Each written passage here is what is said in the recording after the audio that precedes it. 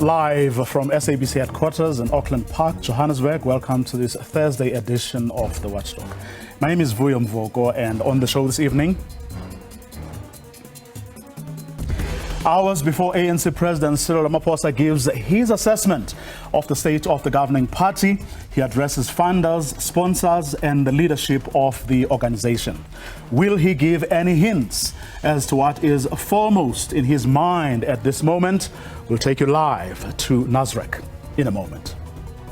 We enter this conference clearly with an NEC that has failed to analyze and give proper direction.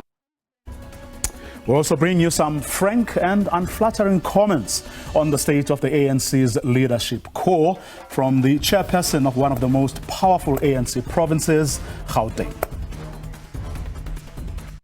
The application has been made out for urgency, and the matter is struck off the roll with costs. Disappointment for some disgruntled members as their matter is struck off the court roll with costs. All that and more in tonight's episode of The Watchdog, which starts now.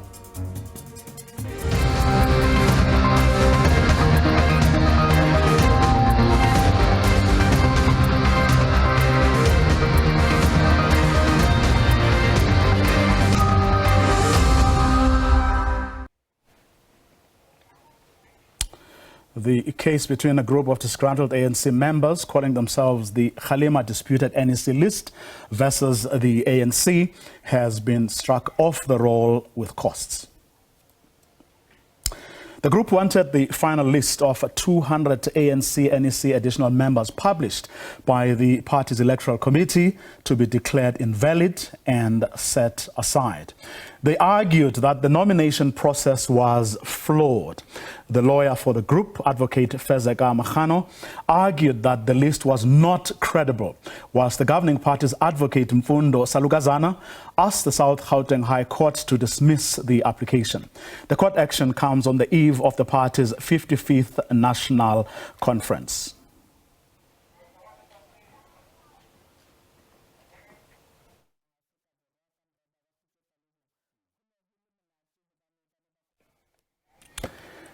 All eyes, of course, on the ANC's 55th National Conference, which starts tomorrow until the 20th of December. The party has had to defend its leader, Cyril Ramaphosa, in Parliament ahead of this crucial conference. In the next 5 days, the party will choose its next leadership with over 4,500 members in Nasrec to chart the way forward. Let's take you live now to Nasrec, where ANC President Cyril Ramaphosa is expected to address that fundraising gala dinner, and where, of course, from where he will also be speaking for the first time to the party faithful after that vote on Tuesday in Parliament, and of course the things that happened subsequently. Let's take you live now to get a sense of what is going on right now before the president of the ANC actually speaks.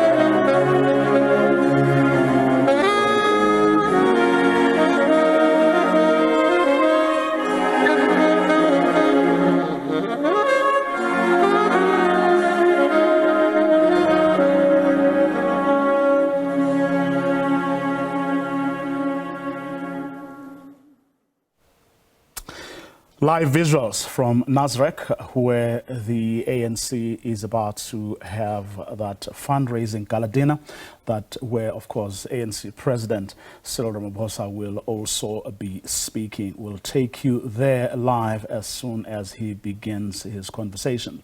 But last night, of course, Gauteng, one of the most powerful provinces of the ANC, had its National General Council meeting, addressed by, among others, the acting Secretary General of the ANC, and that's Paul Mashatile, but also by its provincial chairperson, and that's Panyaza Lesufi, who really had some unflattering comments about both the state of the organization and of its leadership. Take a listen to what he had to say about the people currently leading the National Executive Committee of the governing party. We enter this conference clearly with an NEC that has failed to analyze and give proper direction about the July unrest that hit us. We enter this conference with an NEC that has failed to provide solution to the funding crisis where our staff members had to go for months without salaries. We enter this conference, we enter the doorstep of this conference with a cloud hanging on top of the head of our president. We enter this conference with members of the NEC factionally declaring that they can't work together.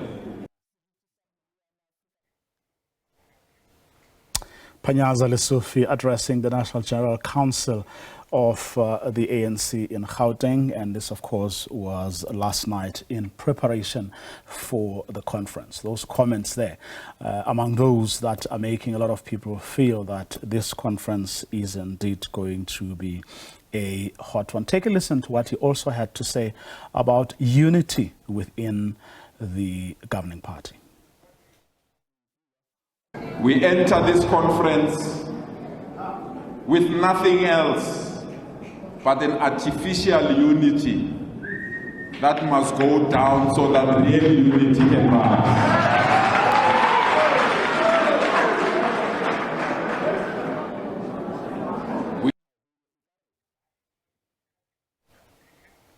And here's what Lesufi had to say about the dwindling numbers of the organization's membership.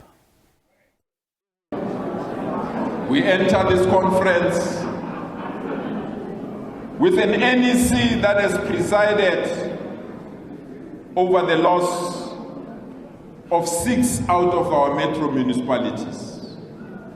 We enter this conference with the NEC that is witnessing but doing nothing the dwindling of voters that need to vote for the African nation.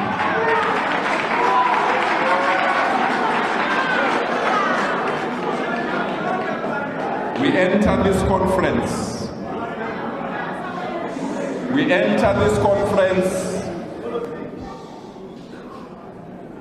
with businesses and capital and top businesses that they think they own this country, they can do. Reflections there from the party's provincial chairperson in the Gauteng province. No doubt among the issues that the party will deliberate on over the next 4 or 5 days. Of course, this is also happening in a week where the party has had to defend its leader, Cyril Ramaphosa, in Parliament ahead of this crucial weekend conference. They will have also to, in the week, they will also have to choose their next leadership. Over 4,500 members of the ANC will be gathering in Nasrec at the weekend to discuss these issues and more. But Nhlanhla Kgatlana, our political reporter, compiled this report, one among many that our political team has been preparing, and will be bringing it to you throughout the evening and, of course, tomorrow morning ahead of that State of the Party speech by Cyril Ramaphosa. But take a listen to what Nhlanhla Kgatlana prepared for us. The much anticipated 55th ANC National Conference. Here is where the party will take stock of the last 5 years and elect new leadership. The last 5 years have been a bumpy road for the party. This conference takes place amid the growing turbulence in the organization. In 2017, at its last conference, the party adopted the step-aside resolution, and with it deepened the divisions. The step-aside resolution was meant to cleanse the party of its dark cloud of corruption. In recent years, the movement has lost favor in the hearts of many South Africans, and this was reflective on the polls. Leading up to the conference, the party has thus far held 7 provincial conferences, with 2 outstanding. I think we're going to have a good conference. We are going to try and get out of that conference united. We want to have a proper conference that is focused on policy discussions. Yes, leadership is important, but we must not be derailed from the important things that are affecting our people. Now on its path of a new dawn, the ANC has been struggling, especially with its unity process. This was evident last week when the Section 89 independent panel report was released. Party members remain divided on the party president Ramaphosa.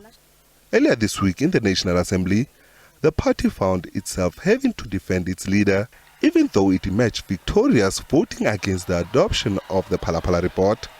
5 MPs broke rank and deliberately failed to toe the party line. As a disciplined member of the ANC, I vote yes.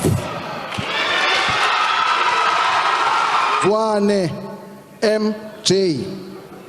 Yeah, yes. Pahumapilo SOR. I vote yes. And their action didn't sit well with the leadership of the party. We have a party political system and people are here on the party list. Nobody contests a constituency, and therefore when we have discussions in the party and take decisions, they must be binding. The fate of many in the current leadership lies in the hands of over 4,500 delegates. The first round of voting at the conference is expected to take place on the second day, with results rolling out throughout the event. We must make sure that our people can see that we now have a decisive leadership that is focusing on implementation. That's what we want to see coming out of this conference. After its gala dinner on Thursday to officially commence the 5-day event, on Friday, the current president of the party, Cyril Ramaphosa, is expected to open the event by delivering the political report. But amongst the interest will be on the Integrity Commission's report, which is expected to, amongst others, table the Phala saga, which got party members divided. Nhlanhla Kgatlana, SABC News, Johannesburg.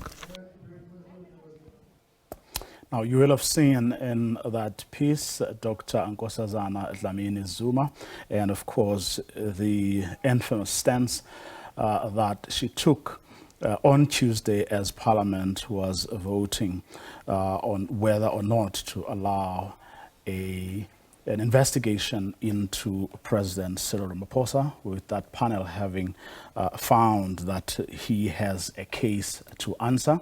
Well, in news that emerged today, the ANC has apparently taken her, Dr. Nkosazana Dlamini Zuma that is, to a disciplinary process after she voted in favor of the adoption of that Section 89 independent panel report in the National Assembly on Tuesday. But of course, we don't know how far that has gone over the past few hours. But of course, she is not the only one. She's among 5 ANC MPs, but is the only cabinet minister who voted with the opposition for the adoption of the report. Now, you may have seen earlier our political editor, Mzwandi Lembeja, speaking to some of the leaders of not only the ANC but the Tripartite Alliance, namely the COSATU and the South African Communist Party, who also didn't take kindly to the stance that Dr. Nkosazana Dlamini Zuma took. But of course, we will see what comes out of that. The independent panel report led by Chief Justice Sandile Ngcobo, former Chief Justice Sandile Ngcobo, I should say, of course, finding that President Cyril Ramaphosa has a prima facie case to answer in relation to the theft of US dollars from his Phala Phala farm in 2020. The action against Dlamini Zuma takes place, of course, on the eve of the party's 55th National Conference, which has just kicked off by way of a gala dinner that is currently taking place at Nasrec, and where President Cyril Ramaphosa is expected to speak. But if history is anything to go by, I mean, it is not a policy speech or one of those speeches that you really hold in, shall we say, high regard. But at times in the past, it has given hints as to where the sitting president of the ANC's mind is. In other words, what is foremost in their minds, the issues that they care about and which they may touch on come their political report in a few hours' time, tomorrow morning, when the conference kicks off. For now, though, we're going to take a quick ad break, whereafter we're going to take you to Nasrec, where Cyril Ramaphosa will be speaking.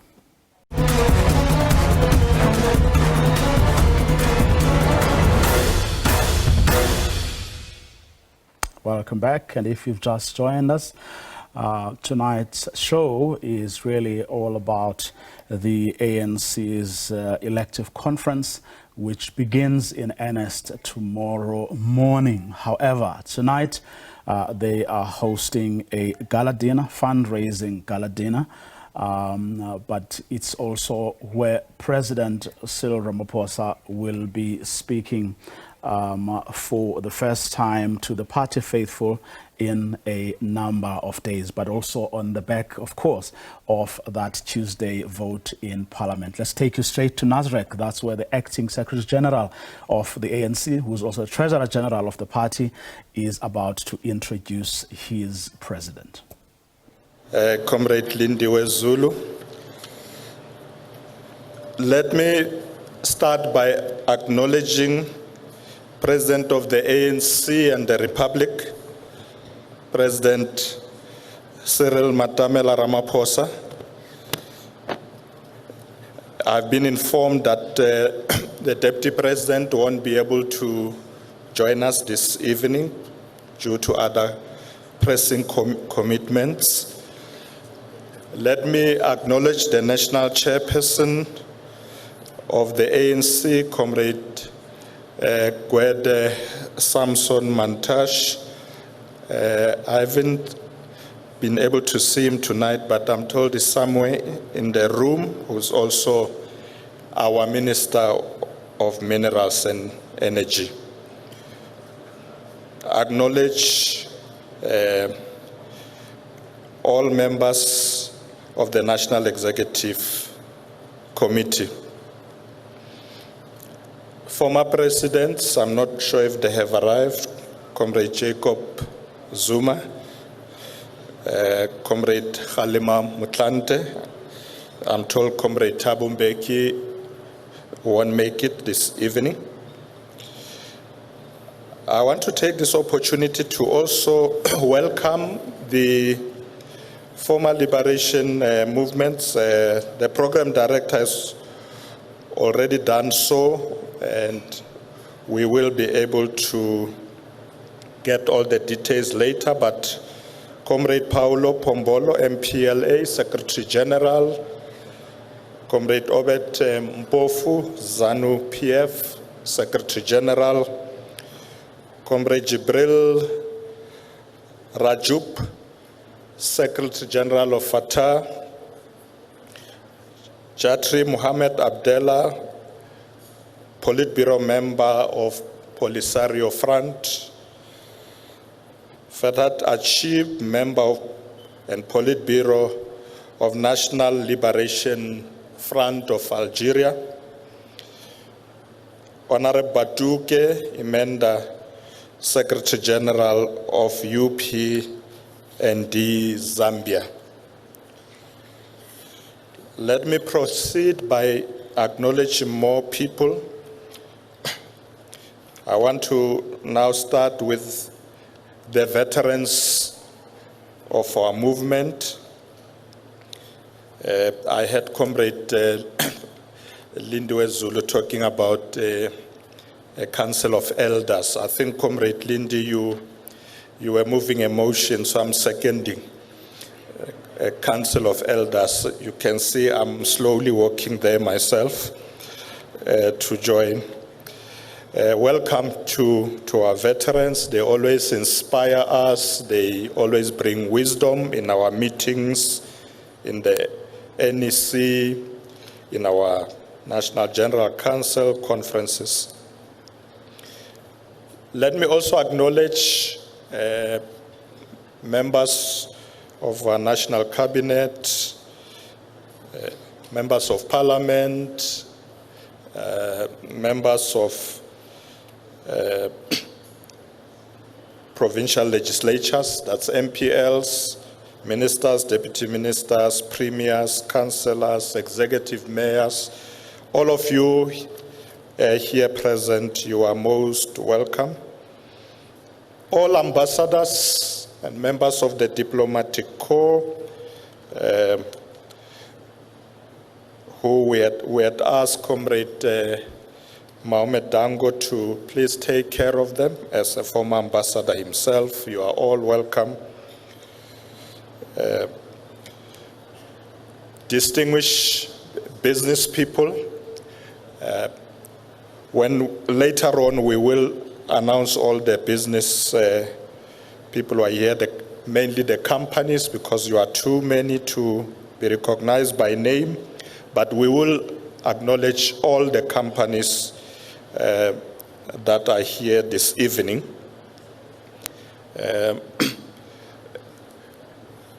I may have left other important people who are here this evening, but I want to welcome all of you, distinguished guests, all protocol observed. Just a few remarks from myself.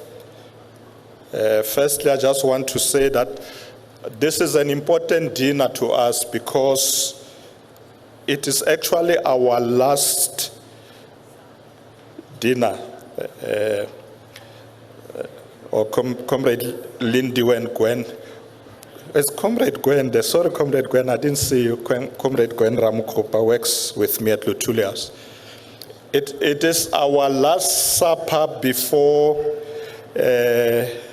we are voted out. So I was saying to the President as we're taking pictures with our staff, and we said to them, this is your last opportunity. We may not be back here next week because there's an important conference starting tomorrow. But I want to take this opportunity to really thank all of you most sincerely, all the business people. We have walked this journey with you for the last 5 years, and would like to spend this lovely evening with you as we prepare to hand over to the new leadership. We thank you most sincerely because you were always there when we called you to come to our dinners. We charge you money, but you don't complain. But let me say, the money that we charge you really assist us in the work we do. So we appreciate all the support over the last 5 years, and I want to say, indeed, without your support, we would not be able to do the many things that we are doing. As you know, we are a struggling NGO. Struggling NGO. So thank you very much to all of you on behalf of the National Executive Committee of the African National Congress. Let me now take this opportunity to invite to the podium the President of the African National Congress, who's also the President of the Republic of South Africa, President Cyril Matamela Ramaphosa, who will come and share with us his thoughts as we move towards this important 55th National Conference of the ANC that will start tomorrow morning. Comrade President, the floor is yours.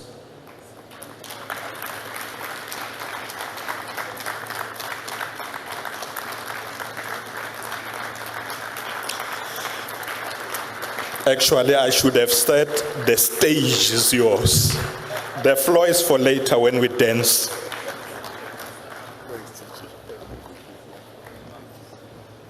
Thank you. Let's be seated, please.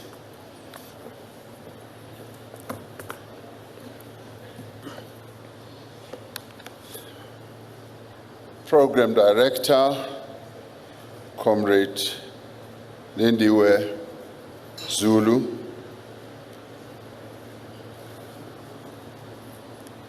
the officials of the African National Congress who are here present in the form of the National Chairperson, the Treasurer General,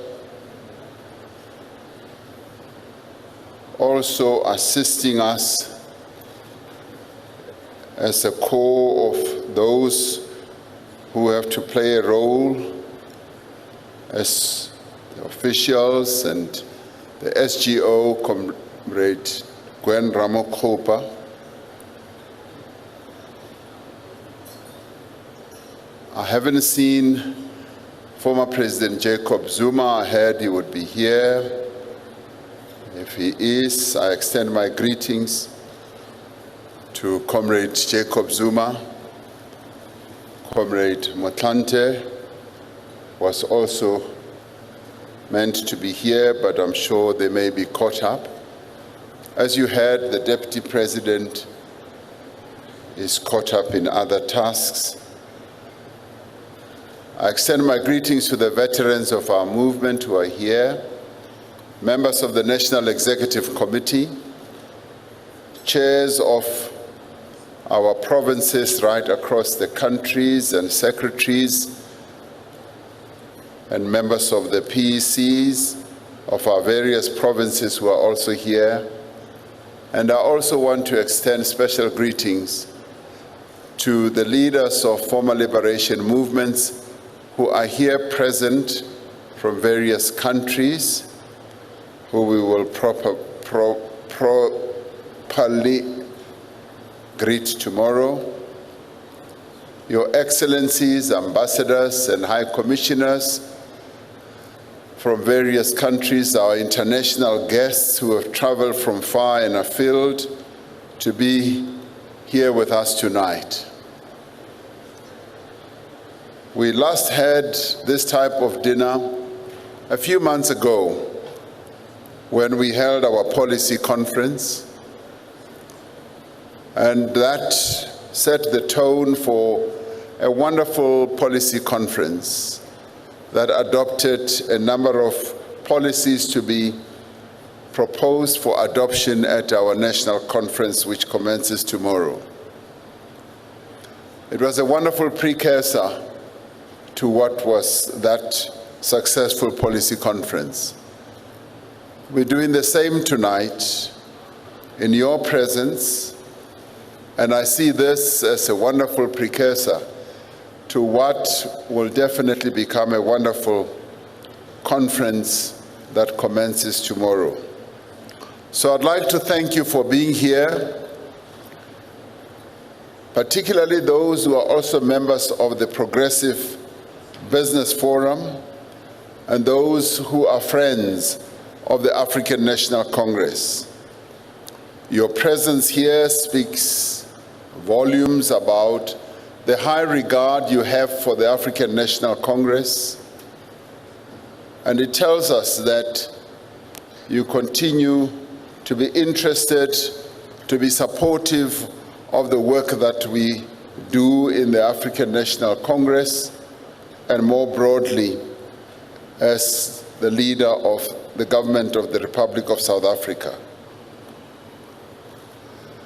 Your presence also speaks to what may interest you greatly, beyond just being a supporter, about finding out and hearing issues that have to do with the world that you live in, the world you operate in, which is in the economic field. Members of the PBF can confirm that it is the various policies, progressive policies I might add, that the African National Congress has been implementing, has been upholding, that makes them become more interested in being supportive to the ANC or of the ANC as they see a transformation process underway. So we truly thank you. You are true friends of the African National Congress. But your presence here also beams out a wonderful message to others who may not be here, so that they too can see what you see. These have been difficult times for our country, for our economy, for the people of South Africa, and for our movement. In the space of just 5 years, we held our 54th National Conference, and in that space of time, our country has been caught in strong headwinds. First came COVID-19. That was soon followed up by the 2021 unrest, as though that was the end of our troubles. Catastrophic floods hit us, and now with the rain pelting down as it is, we begin to see the specter of what happened when the floods hit Gauteng, KZN, particularly Eastern Cape, KZN, and Northwest. But now we are seeing that specter beginning to unfold here in Gauteng as well. As though that was not enough, the Russia-Ukraine conflict sparked a global cost of living crisis and now a debilitating energy crisis. The first of these crises hit less than 10 months into the term of the 6th administration. We have had to fulfill the 2019 electoral mandate and at the same time steer the ship through stormy and unexpectedly rough waters. Likewise, the ANC has been experiencing its own challenges, and some may even say turbulence. Remaining firmly on the path of unity, renewal, and socio-economic transformation has not been easy, but we have stayed the course. The African National Congress has been around for 110 years, as Comrade Lindy Zulu said, the oldest movement, liberation movement on our continent. We've stayed the course, demonstrated our resilience and our ability to deal with challenges like any other movement. Yes, we've been through many challenges, and we don't want to be arrogant enough to say we've seen this before and we have survived. We take each struggle, each turbulence in our stride, and we find solutions and answers to the challenges that come our way. 2 years since the emergence of COVID-19 plunged our country and the world into a state of fear, uncertainty, and chaos, the pandemic, fortunately, is in abeyance. This is thanks to a coordinated and effective national response that brought together all sectors of society. It is thanks to the pro-poor policies of the African National Congress-led government that ensured that society's most vulnerable were sheltered from the worst impacts of the pandemic. We could well be the only country on the continent that rolled out as much assistance packages as we did, that almost amounted to 10% of our GDP. We designed and implemented a special relief of distress grant that reached easily about 11 million people and increased existing social support that our government provides to our people. We implemented a range of relief measures to support businesses in distress and to enable them to continue operating. Unfortunately, some businesses did not survive.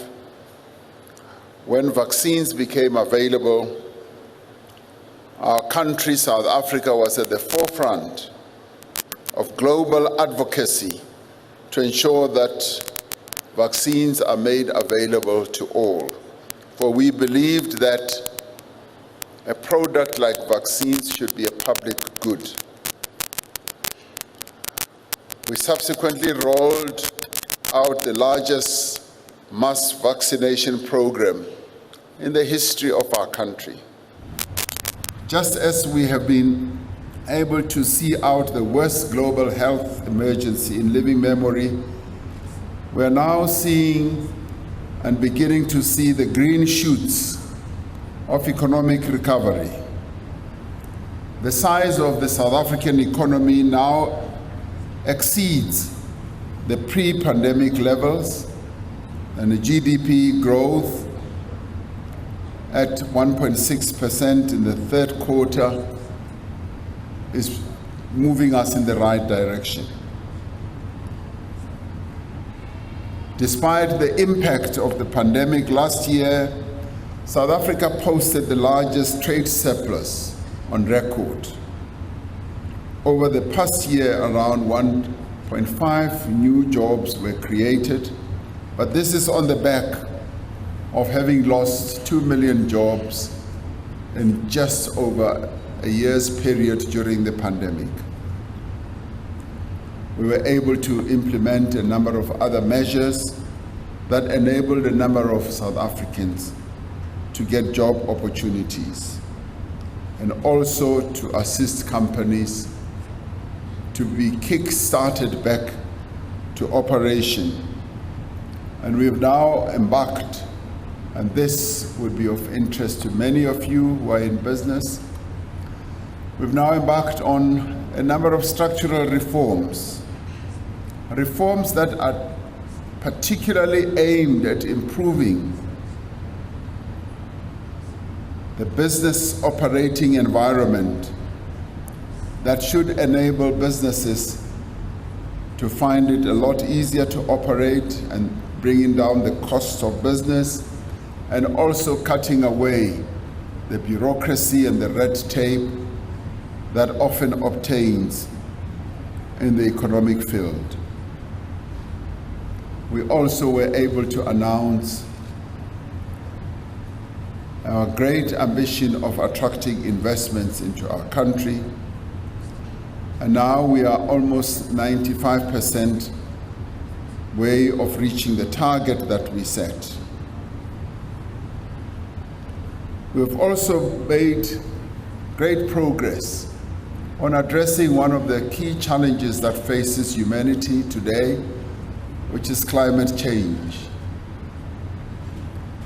The incessant rains and droughts that we experience in our country, floods on the eastern seaboard, and internally as we are experiencing them now in Gauteng, and droughts on the eastern side of the country are a clear demonstration and evidence of climate change, which is the biggest challenge that faces humanity. And through that, we've been able to craft a plan that we have put forward that tells us that we are going to need quite a lot of money to be able to address the challenge of climate change. A number of you are in business, emerging business, existing business, or otherwise. We've been able to advance our Black economic empowerment policies, and recently we held the inaugural Black Economic Empowerment Advisory Council that will guide our government on the process of intensifying economic transformation that we would like to speed up. We also held our first Black Industrialist Conference. Over the past 11 years, this key program has supported Black enterprises to the value of 55 billion rand. Money that has been spent in the form of grants and easy loans to enable those Black industrial businesses to get off the ground and to play a key role in the economy of our country. We are also strengthening the transformative impact of public spending through the Public Procurement Bill. This year has also seen legislative changes around employment equity, another key tool of transformation. And the amendments that we have fostered have made a number of others who are opposed to transformation to be uptight and to be not pleased with us. Next year we will mark 2 decades since the passage of the broad-based Black Economic Empowerment Act. It will be an opportunity to reflect on how far we have come in leveraging or utilizing this law to transform the racialized ownership patterns in our economy. This has been a year also of intensifying our fight against corruption and state capture. Our prosecuting agencies have been hard at work and making sure that we rid our country of corruption and that we address it frontally. Within our movement, which we will talk more about tomorrow, there's also been renewed momentum towards fulfilling the resolutions of the 54th conference in a number of ways, which we will outline in the political report that will be tabled tomorrow. So there have been significant gains, a number of areas where we've made progress, but there have also been areas where we have not made progress, and those will also similarly be addressed. We still have huge challenges, but change is taking place and things are getting better and they will continue to get better. The aspiration of common prosperity cannot be realized without a dynamic and growing economy, an economy that creates jobs and brings dignity to all. And despite the many challenges we have faced over the past 5 years, we've been able to stay the course and address those challenges. And at times it may have been like we are moving 5 steps forward or backwards and maybe 1 step forward. But we have been on a forward trajectory. I recall that the conference mandated us 5 years ago to actively seek partnerships with the private sector and provide leadership to guide our country towards its developmental goals. The message to the Progressive Business Forum and to the friends of the PBF is that we cannot grow and transform our economy without you. You play an integral part as people who are active in the economy. And as I walked in, I saw a number of you. This year's conference is therefore a watershed moment, not only for the African National Congress, but for all of us as South Africans. It is a test of whether we will continue to be faithful to the renewal of the African National Congress and to the transformation of our economy and society. For it is only a united African National Congress that can unite the people of South Africa. And the people of South Africa continue to store their hopes and confidence in the ability of the African National Congress to renew itself, to forge unity within its own ranks, and to therefore consolidate the unity that we should have as a nation. Only an ANC that has rid itself of undesirable tendencies and practices can seriously have the ability to unite the ANC itself and therefore unite South Africa. Only an ANC that is comprised of loyal cadres who are selfless, whose only desire is to serve the cause of the people of South Africa, can ensure that the public service that we give to our people reflects the values that the ANC stands for. The ANC is our political and ideological home. And I'm really pleased that we've got guests from former liberation movements here with us present, because in many ways, our connection is about our political and ideological orientation. The task we face is to make the ANC the political home of all the people of South Africa.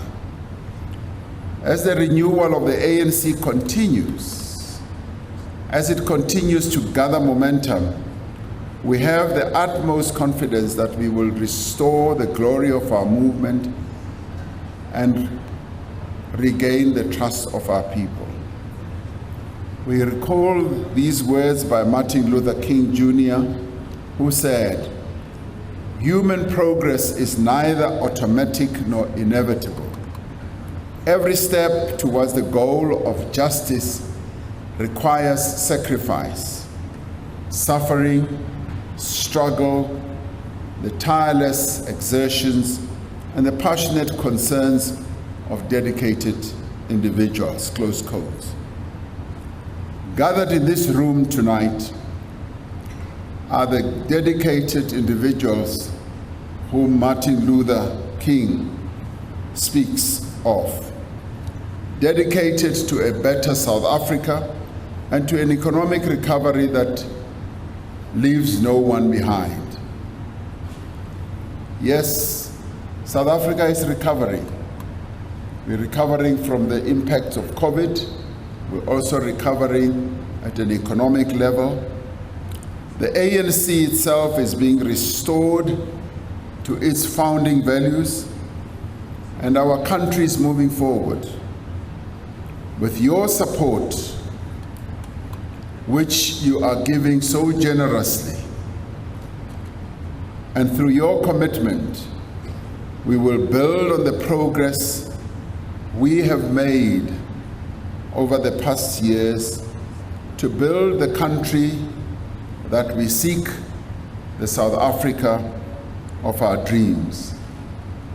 And I therefore thank you for being here. You are a welcome precursor. Your presence is a welcome precursor to the beginning of a watershed conference that commences tomorrow.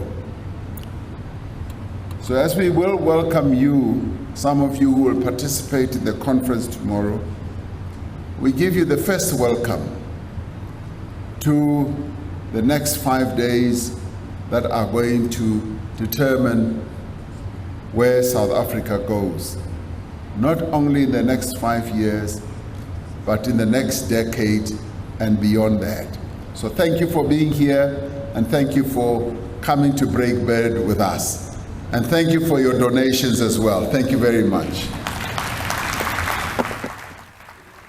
ANC President Cyril Ramaphosa speaking, of course, to business in the main. No surprises there, because after all, I mean, they are the ones funding that very same dinner, but outlining a number of issues that his party has had to govern under, COVID, an economy that is performing less than optimally, but of course also citing some of the achievements he reckons his party has registered, that it has been able to stay the course. It has demonstrated in resilience, taken turbulence in their stride. This is the African National Congress, which is the governing party.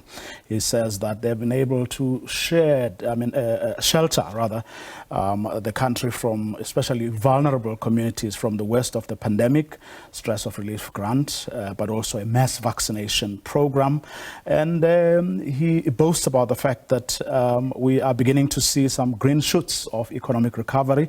You'll recall that in the last quarter we had 1.6% economic growth, which is a good thing. They are continuing with structural reforms, is intensifying the fight against state capture, corruption.